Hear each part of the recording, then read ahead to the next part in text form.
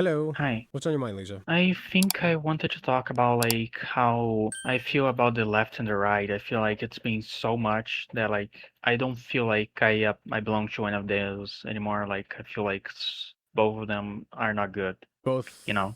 both of what? Sorry. Both the left and the right. Okay. I even made a video script about that. I sent it to you, I remember, right? Yeah, I skimmed through it. I'm sorry. It's just like I feel like I'm debasing myself when I read ChatGPT slop. I'm sorry. I'm not trying to get on your case or anything. Just it does not interest me. I see, that's fine. So I'd be much more inclined to like read a sloppy script that you wrote and I mean, I have help it you over figure it here, out. but it's really not organized. Okay, we can organize it. But anyway, that's Yeah. beside the point. So you're not a leftist or or a conservative, right? No, I am an outside leftist because I don't like being associated with the left nor the right. Okay, what do you? So I'm a leftist. I'm a communist. What do you? Mm. What's like your major disagreement with me as a leftist? As a leftist, with you as of right now, I don't have the core disagreement that makes me want to leave the left and the right, like because I feel like you have the empathy to understand other political opponents. Because like my problem was always being like the left really does really just like sometimes really calls people fascists and all that stuff without a reason. I mean, there are people who are certainly fascists, but like I've seen some self-proclaimed fascists. But I feel like not everyone who is a conservative is fascist, you know. I agree. I have conservative family members, and they're not fascists. I think they uphold a system of fascism. Hmm. I think that also the turning point for me was when Charlie Kirk got shot. I first celebrated it, but after that, I just felt so numb and I felt so bad for celebrating the death of someone that I noticed I was too far into the left. I just kind of left it. On Charlie Kirk, I owe the rest of my life to Charlie Kirk, and I mean that with Mm, full sincerity. Because had that not happened the way that it did, and had Charlie Kirk not said what he did about empathy, I wouldn't be here. Like I not as I currently am, at least. I would be like the person that I used to be, which I don't like just a few months prior to this, like back in October or earlier than that, it was like August. I was a very angry, bitter, resentful person. And then the whole thing with Charlie Kirk happened, and I had a lot of like, there was a lot of pain and a lot of like coping that I had to do. But I came out the other side with a better understanding of myself and a much, much better understanding of the world and of people. And I wish that I could get other leftists to do the same thing. What's so funny to me is like what started as a spiteful journey to prove that Charlie Kirk was wrong ended up like about empathy ended up being like what made me empathize and feel bad for Charlie Kirk in a way. You know what I mean? yeah. And I really do wish that I could get other leftists to see that because I think there's a lot of what you're looking at on the left is the bitterness, is the hurt, right? Like you see that and it puts you off of it. It stinks. Quite literally stinks. Like it reeks of it. And there's a reason why I didn't join the ride afterwards. It's because like first I'm ideological leftist, I'm a trans woman. So yeah, I wouldn't like that much, but I have sympathy for them. I have a little bit of sympathy. I've joined some conservative Discord servers and I've been having friends and I've been agreeing with them on a lot of trans issues and all that stuff, you know.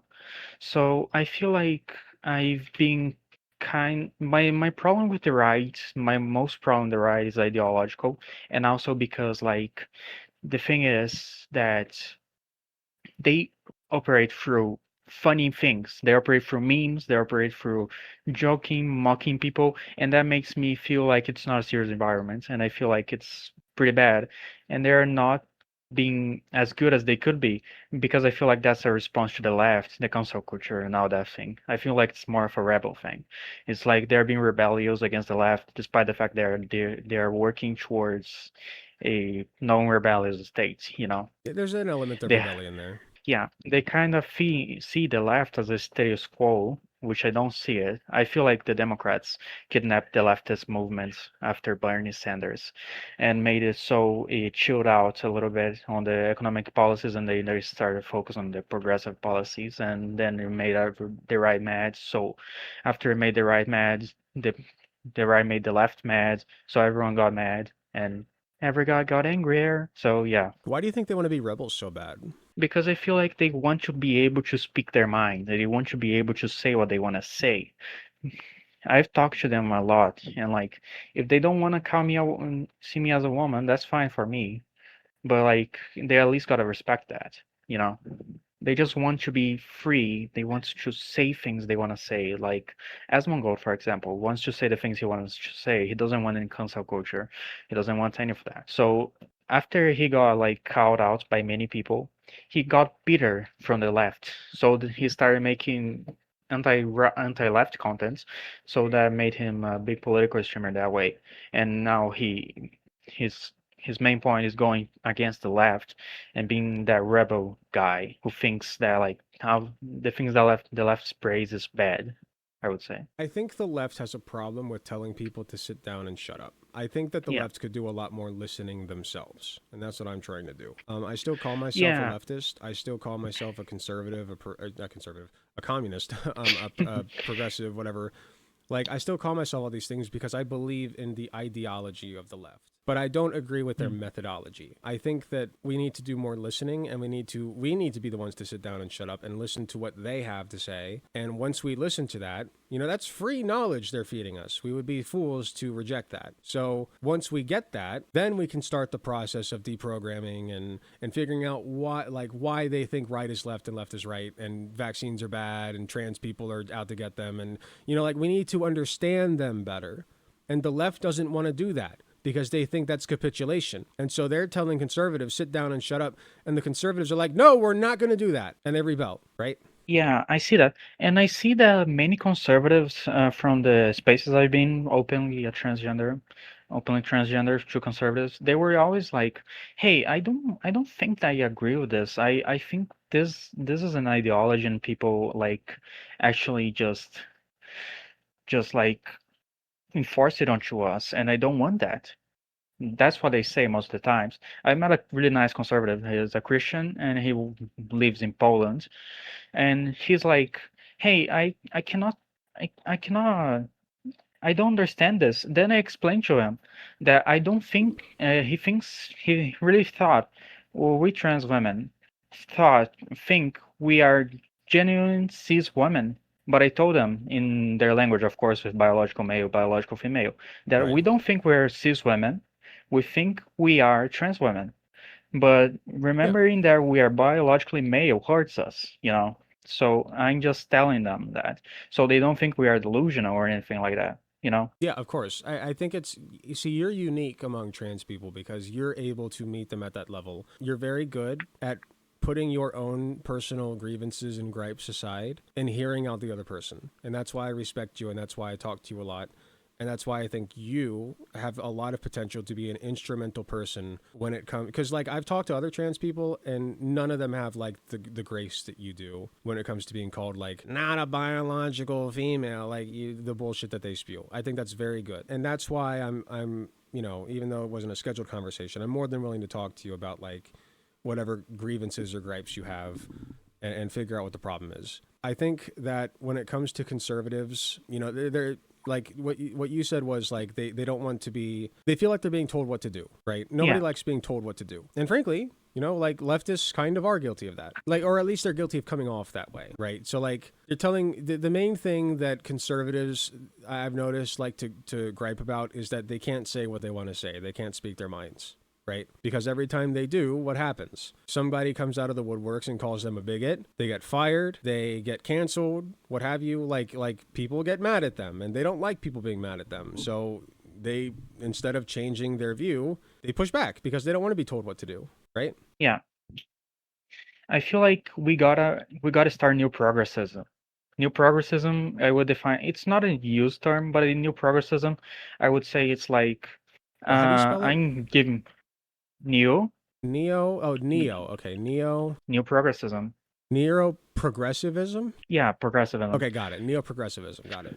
I feel like we need new progressivism in which we can shape this new ideology to be like, okay, we gotta understand how this works. We gotta understand how conservatives work, and we gotta understand how to talk to them. We gotta make friends with them, and we gotta finally try to make it so in this new ideology we are able to talk with each other.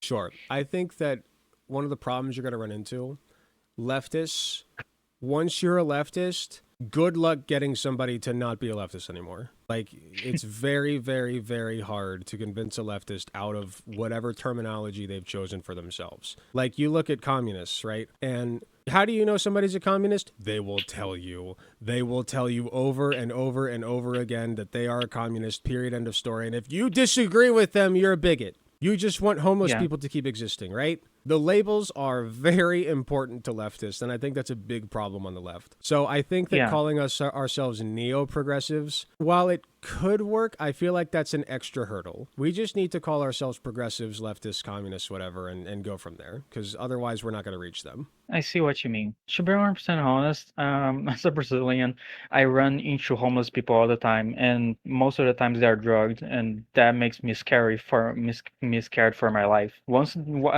a drug woman was in the bus with me carrying a black bag, a trash bag or something, because she was probably gonna sell it to get more drugs, and she was looking at me. And then she was pointing at me and like throwing a plague at me or something like that, and I felt so scared for my life. I just wanted to please no, you know. Yeah. Sorry, I'm trying to figure out why you brought that up exactly. No, because you mentioned homeless people and all that stuff. Oh, sorry, right, homeless people. Yeah, so like you were scared of that homeless person. So like, I'm so sorry. How does that relate back to what we were talking about?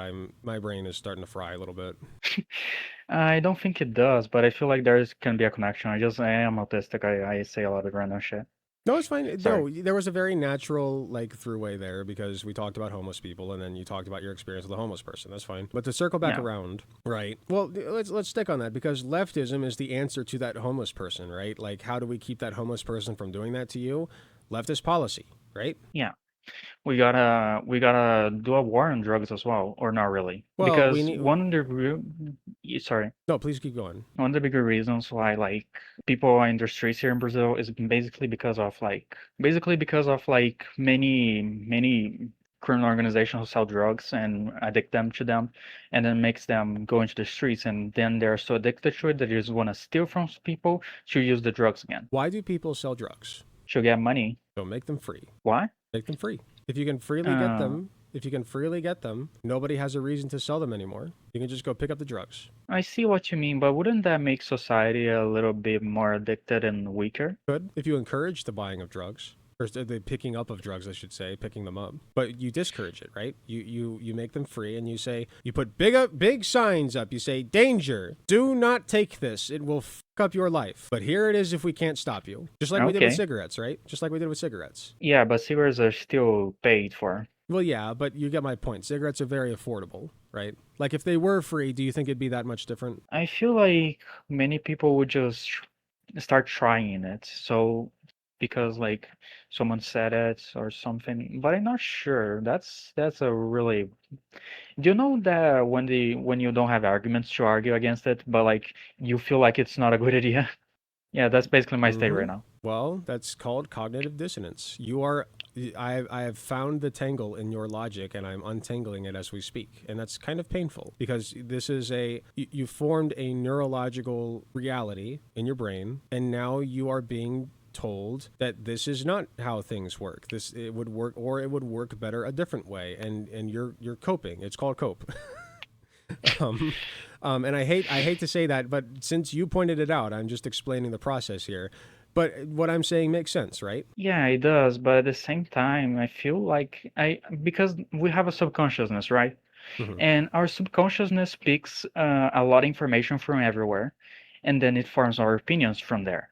So as it makes our opinions, we have a fundamental basis which we might not be able to acknowledge right away, which is what makes our intuition.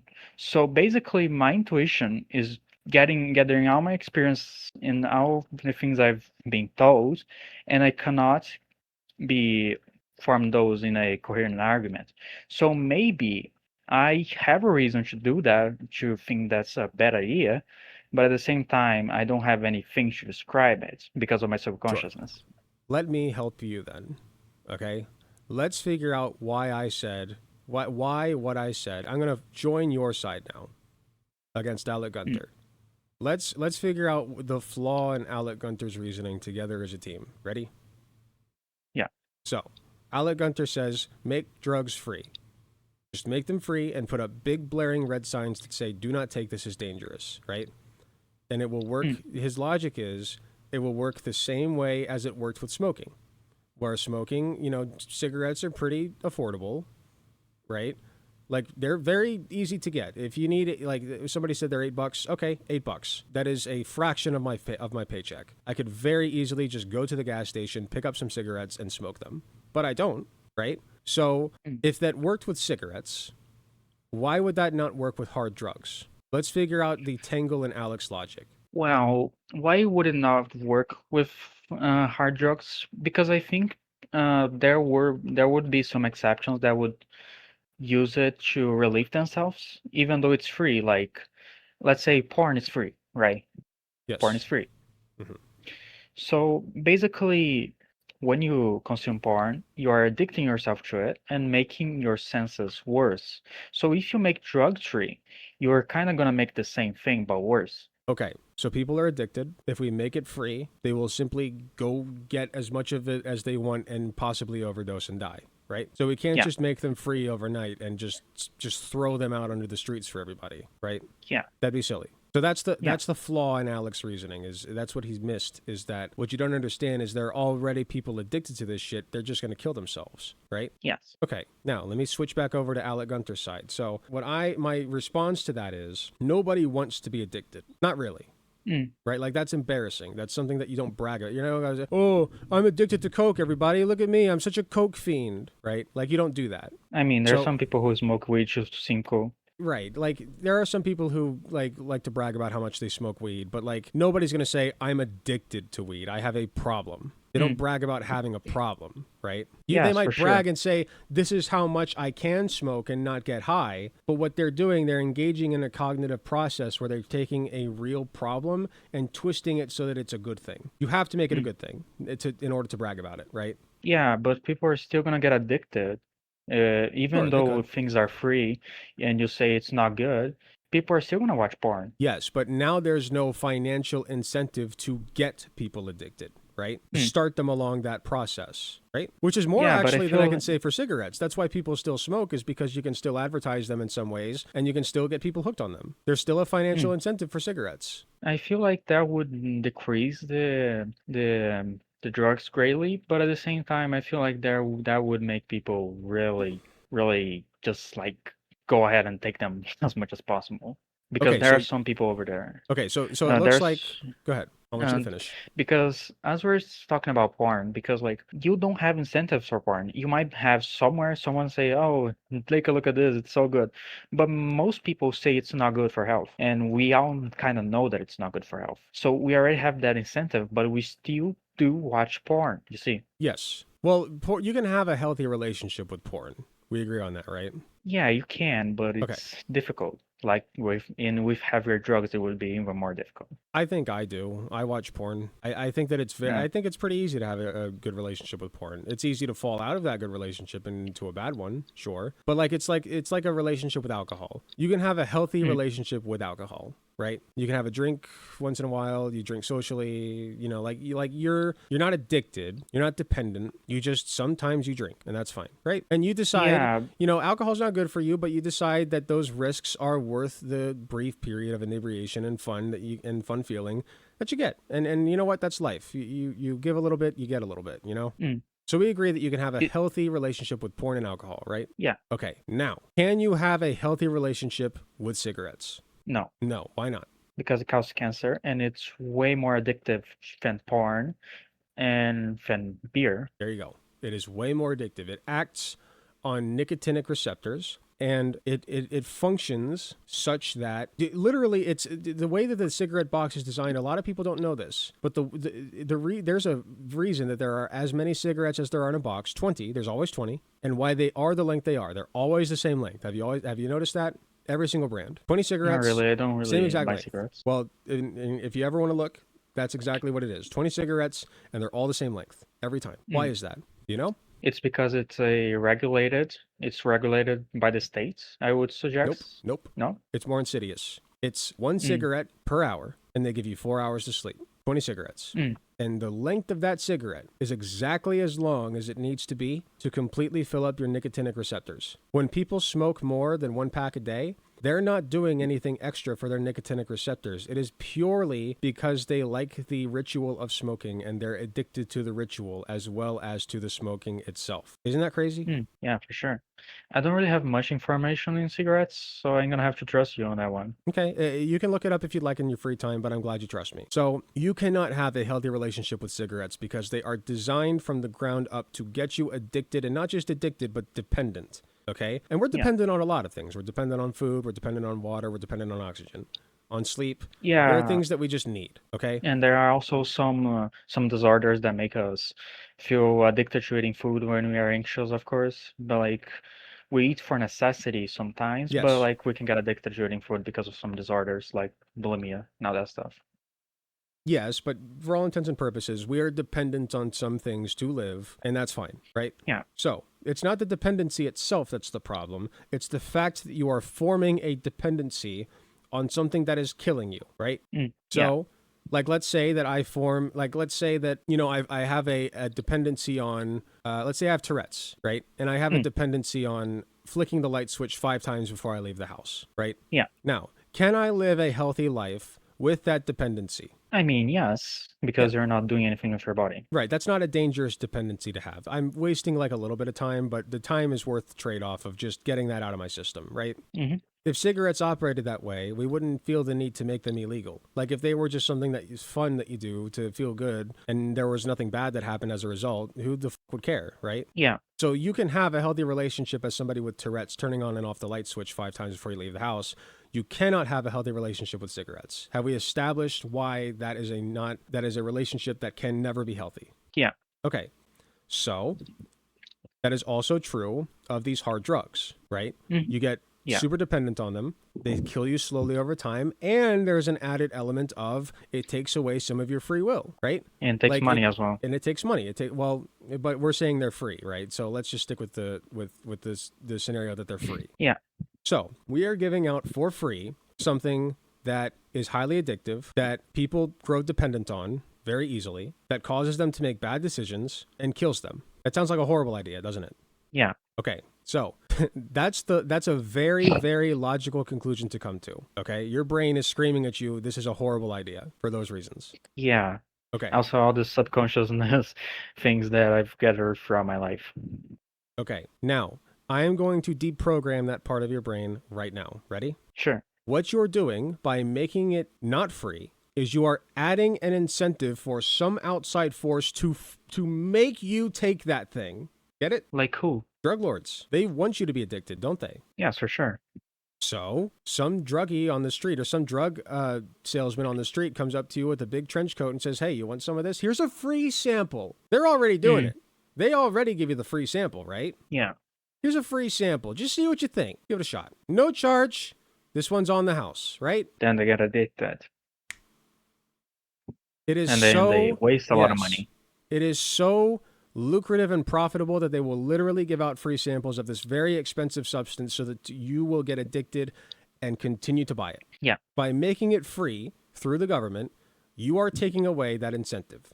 There are no longer people in trench coats going around offering free samples. I'm not saying that we put this out on the streets for people to just freely take as they please. What you do is you set up the most rigorous process possible without making it easier to go to a drug lord on the street. Make sense? So Yes. it's easier to go to a government facility where they hold these drugs, fill out a bunch of forms, your name, your date, the date of birth, address, any medical history, any allergies, when were you born, like where were you born, have you been out of the country? You make them jump through all this bullshit. People hate paperwork, okay?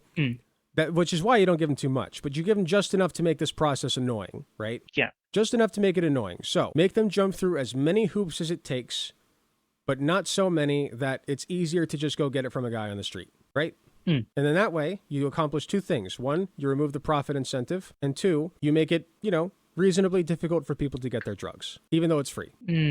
I see. Well, but wouldn't an addicted person ignore the paperwork and go ahead and buy from the drug lords? Well, what if they have no money? They're gonna steal from people. Okay, so then it's easier to steal from people than it is to go out fill out some paperwork, right? Yeah, Okay, make it easier then. There's too much paperwork. but Take some then, away. not gonna lie, I still think this would end not in a good way, Okay, you know? expand on that. Because like people with depression might see that as an excess as well, and our society nowadays is sick. Many people have depression, many people have many things, and anxiety and all that stuff. And when you hear that you can use those things to feel good, you can go ahead and get them, and feel like you're great now. And then you're gonna keep getting them, keep getting them, keep getting them, and then you're just gonna end up being an invaluable source for society because you're gonna be so addicted you're not gonna be able to do anything. Okay, good point. So let's say that this happens. Let's say that society already runs the way that I want it to with the drugs, and let's say that this happens, right? Yeah. What would your solution be? My solution, I would say, because we have many favelas in here and all that stuff, I would say we gotta improve the infrastructure because drug selling is a structure issue. We would have to improve the lives of people in the society, and improve their lives would take money and a lot of stuff, you know. But and at the same time, have police and all that stuff, uh, tracking drugs, lawyers and stuff, because we have two big criminal organizations, and Hold they on, would tracking drugs. What do you mean? Because like, we're assuming that the drugs are free, right? yeah, So what do you mean tracking drugs? no, What specifically are we tracking? not really tracking drugs. I thought you said like how in the current society would No, no, you, no. Sorry. uh, Let me try again. What I said was, let's say that we live in a society in which the drugs are free. They're at mm, government facilities. You can go pick them up. You just got to fill out some annoying paperwork. And so if you have yeah, depression and you hear about these drugs that maybe a friend of yours is taking and says, "I swear this will cure your depression, bro." Even though there are these big blaring signs saying this is addictive, don't do it. You go fill out the paperwork, you pick up some crack cocaine or something, and you start snorting it, right? yeah. Okay, so this is the society that exists in this hypothetical. What is your solution to keep people who have depression from going and picking up those drugs? I would say make healthcare free again, Make healthcare and free? make it Okay, like, great. So in a society with free healthcare, you would have way fewer people with depression going to pick up those drugs, right? yeah, but at the same time, I feel like even though you have those drugs for free, there's still gonna be a business because drugs are not like they're not fixed things. People can mix things up to create more drugs and create different drugs with stronger patterns and all that stuff and sell them illegally. Okay, but the whole point is that if somebody so let's say that somebody comes up with super crack, right? Mm, Super crack. It's better than crack. It's more addictive. It's more potent. You can get a higher kick off of it than just regular crack, and it's more dangerous, right? It's super crack. yeah, And somebody comes up with this, they synthesize it, they start selling it on the black market. Oh, you thought the crack you're getting from that government agency is so good? Try this out, buddy. Here's a free sample, right? mm, Okay. yes, So super crack hits the streets. You got this guy selling it. He starts selling it to other provider or other salesmen, and those people start selling it as well, right? yeah, So now you have another element, and this is a good point because this could happen very easily. You know, it used to be a heroin epidemic, and now it's a fentanyl epidemic, right? So this yeah, happened, because they made a more powerful drug. right? This already happened. So this is a very real possibility that I'm glad we can tackle. So super crack hits the streets. What ends up Yeah, happening? This doesn't just infinitely progress, right? Eventually somebody gets caught, right? yeah, A drug sting. You get a lead. You hear this about this super crack hitting the streets. You hear about somebody who was high on it. So you do a drug sting, right? mm, yeah, And then you get the super crack, and oh look, here's how they made it. We decompose it. We see what it's made of, and we so see how they did it, and then we make it. we produce, but like, wouldn't that start progressing forever, and we start making more powerful drugs Eventually, and waste so much uh, money with that? eventually, it becomes so difficult to synthesize new drugs, and there are other ways to make money that people simply don't have the incentive to synthesize new drugs. Wouldn't it be easier to make money to just like open a restaurant? You know, like at some point it just stops being worth it. I'm not Because every sure. time it Like, happens, there's a drug sting, and the government gets it, and they start synthesizing it. So the drug trade is dead. It's dead. People have given up on it. yeah, but like there isn't a single kind of drug. There are many. There are hallucinotics. There are like things that make you feel good. There are other types of things. They have infinite like ways of making things, and they can update the super crack to be super crack. Yes, and so the same thing happens. The alternative is you just let it ride, right? But how about the people who are already addicted to super crack? What are they gonna do? They're gonna go to and get more addicted and die. They could. They're going to do that anyway, right? They're not gonna. Don't you think it's a good idea to have rehabilitation things? Don't you think it what? There would be a good idea to have forced rehabilitation Forced instead of rehabilitation. like. So forcing somebody to do something almost never works. You can't Mm, really force somebody to do something that they are not prepared or want to do. But again, nobody wants to be addicted to super crack. Not really. Like if they could wake up the next day and not be addicted anymore, or go back in time and stop themselves from taking that first sample, don't you think most of them would do that? I think not, because many people like end up having like many problems with it, and they just feel like, oh, this is still great. People tell me to stop, but I still like it. I've met people like that. I met minors who loved cigarettes and thought they were pretty good. They weren't wanting to get rehabilitated. They just wanted it But more and more. what ends up happening with every single drug is that it becomes a necessity for you to take it in order to feel normal. Yeah. It's not about the high anymore. It's about feeling normal. It may have been fun before. Now it's this chore that you have to do. That's how it always goes. And that's what we need to educate people about so that they don't go and get that first hit to begin with. Because inevitably, no matter how good the drug, that's how the body works. You adjust and it becomes a dependency, not something you do for fun, something you do to feel normal. And nobody wants that. Not a single person wants that. And you cannot, like, it would be a very hard sell, let's say, to convince me that somebody actually wants that to be the case. Mm, Right? yeah. So, where does that leave us? What do you think? Mm, That's pretty true, sort I of a think demon. I that am bald and therefore I'm gay. That's true.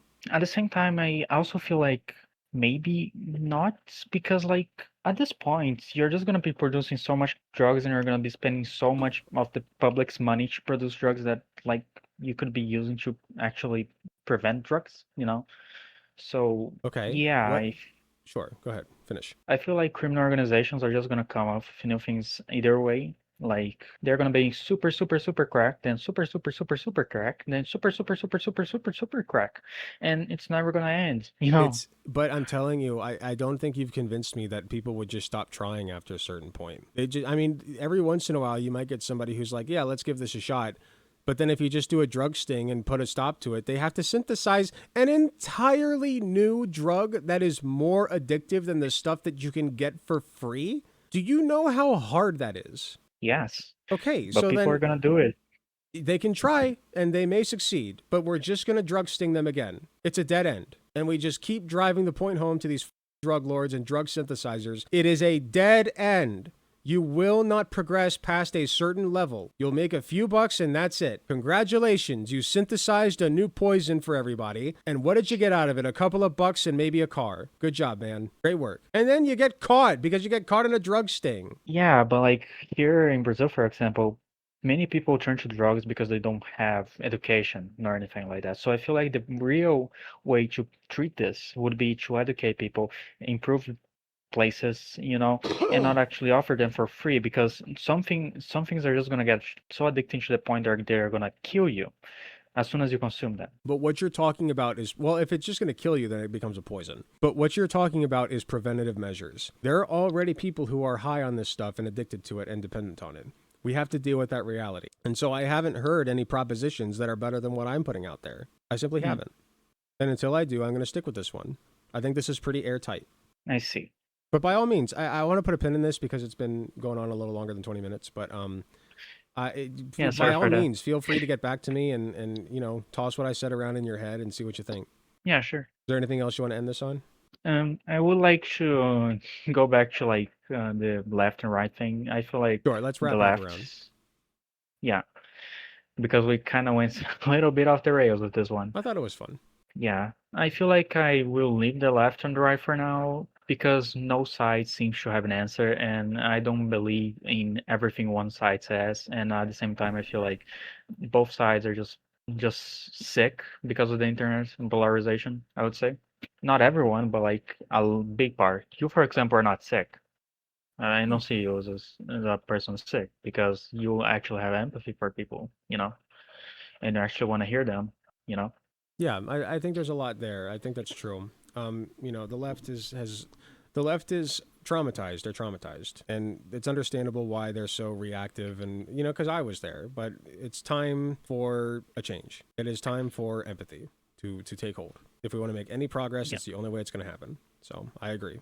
And as So long as you can do that, Lisa, I frankly don't give a shit if you call yourself a leftist or not. Does not matter one iota to me at all. yeah, I am an outsider, I would say. Sure. I'm gonna start a channel, by the way. So yeah, it's Awesome. gonna I'll be. promote it. Oh, thanks. Of course. Be an outsider. Be the It's best outsider you can. I'm gonna be the best outsider the world has ever been. I'm gonna make America great again. Best one. We're gonna make America great again. We're gonna make America trans again, folks. Yeah. If there's nothing else, I'm gonna let you go. Okay. Okay. 再见. What It does that mean again? means see you again. How do you say it? Zaichen. 再见. Zaichen. Zaichen. Yeah. Take care, Lisa. 感谢. Lisa's always such a pleasure to talk to. I am serious when Lisa comes out with her channel. I will be promoting the out of it. I think Lisa's a great person and has a very good shoulders on her, very good head. Unlike me, very good head on her shoulders. Not shoulders on head. I don't think that's how that works. Hi, thanks so much for watching and making it to the end of the video. I just wanted to let you all know that I love and appreciate everybody in my community, whether you can support me financially or just by liking, commenting, and sharing my videos. It helps way more than you know. That being said, I do want to give a very special thanks to my tier 4 subs, which would be Space Timid and Hot Take Andy. And thanks so much to my monetary subscribers from any of the tiered subs or anybody who gives me money in any form, including going to my Patreon shop, donating money to me directly. It all helps way more than you know. If you do decide to help me financially, you can get some really cool perks like early access to content, exclusive access to censored videos, also some really cool badges next to your name. Even if you can't afford a monetary subscription, just watching, sharing, and commenting on my content helps way more than you know. Thanks again, and I will see you all in the next video.